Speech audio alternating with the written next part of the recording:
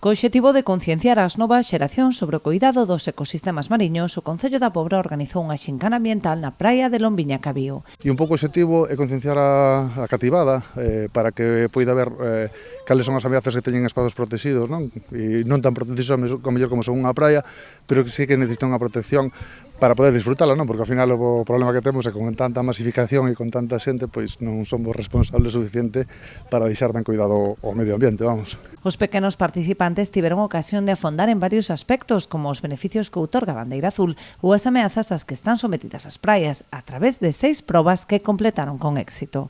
Sí, é unha xincana ambiental que ten 6 probas, nas cales, a través delas, pois, van descubrindo un poquinho cales son, por un lado, os beneficios que ten unha bandeira azul, como é a de Lombiña Cabío, non? E a importancia de conservala, e por outra banda, cales son as ameazas que realmente teñen estes espazos, que realmente están sempre relacionadas coa masificación de xente, non? A iniciativa promovida polo Concello da Pobra está ligada á concesión da bandeira azul, distintivo que ostenta a praia de Cabío.